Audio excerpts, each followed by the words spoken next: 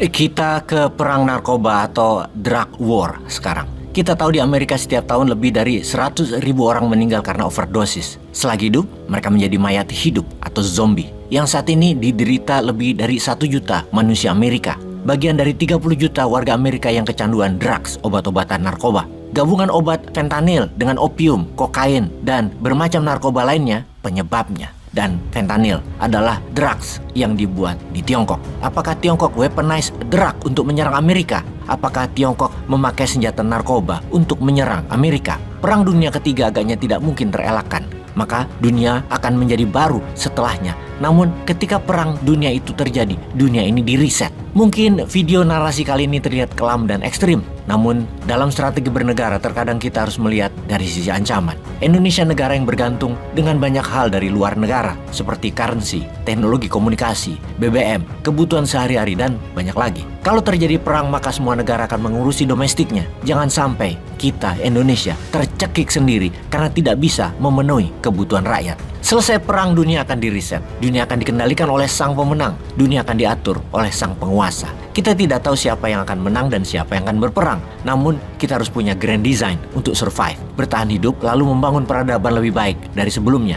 Maka pengamat militer mengatakan periode tahun 2027 hingga tahun 2037 memungkinkan perang dunia ketiga terjadi. Dilihat dari apa yang terjadi dalam beberapa tahun terakhir antara dua kekuatan besar, Tiongkok dan Amerika. Pengamat militer juga memperkirakan bahwa aliansi yang terbentuk adalah antara Amerika dengan sekutunya ditambah Israel melawan Tiongkok, Rusia, dan negara Islam yang akan collide, yang akan tabrakan, memperebutkan who rule the world. Maka kita harus menganalisa karena sebelum hard war antara negara besar ada soft war terlebih dahulu. Hard war adalah bedil-bedilan perang militer. Soft war adalah non-military war. Seperti perang dagang yang dimulai tahun 2017 antara Amerika dan Tiongkok. Berlanjut dengan perang proksi di Ukraina. Namun buktinya senjata Amerika di pihak Ukraina. Demikian juga di Israel, 80% adalah senjata Amerika. Amunisinya saja yang bisa dari manapun. Dan dalam 3 tahun terakhir, obat fentanyl dihajar oleh Tiongkok dikirim ke Amerika melalui proksi drug kartel Amerika Latin, terutama drug kartel Meksiko.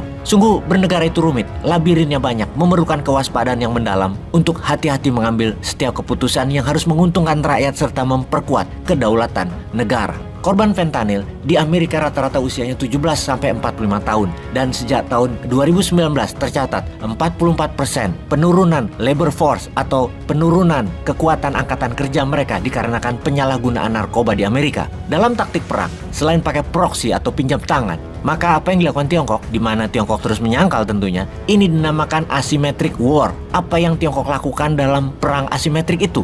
Ketika tahun 2018 puncak perang dagang antara Amerika dan Tiongkok, di tahun yang sama semua farmasi penghasil fentanyl diberikan keringanan pajak dan kemudahan berproduksi sehingga barang tersebut harganya sangat murah dan Amerika tidak bisa menolak harga yang hanya 1/4 dari harga produksi Amerika. Sementara fentanyl banyak digunakan untuk kebutuhan medis atas resep dokter dan mereka tidak sadar campuran fentanyl dengan narkoba seperti opium, kokain akan membuat halusinasi dahsyat dan sangat membuat kecanduan. Barang itu pun dijual ke drug kartel narkoba yang menyelundupkannya ke Amerika. Kembali ke urusan menggunakan narkoba untuk berperang. Tidak ada negara yang sangat mahir menggunakannya selain Tiongkok. Sejarah panjang dengan opium di Tiongkok digunakan untuk penaklukan sebuah wilayah adalah sejarah 300 tahun Tiongkok, di mana perang opium 1 di tahun 1840-an dan perang opium 2 di tahun 1860-an, di mana Tiongkok menyebutnya sebagai the embarrassment 100 years atau 100 tahun Tiongkok dipermalukan Barat di abad 19, membuat mereka mendendam dan menggunakan cara yang sama untuk membuat dunia kecanduan drugs, terutama musuh negara. Penaklukan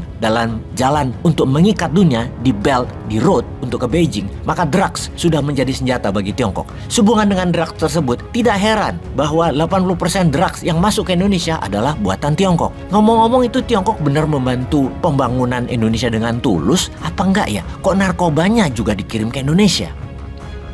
Peace.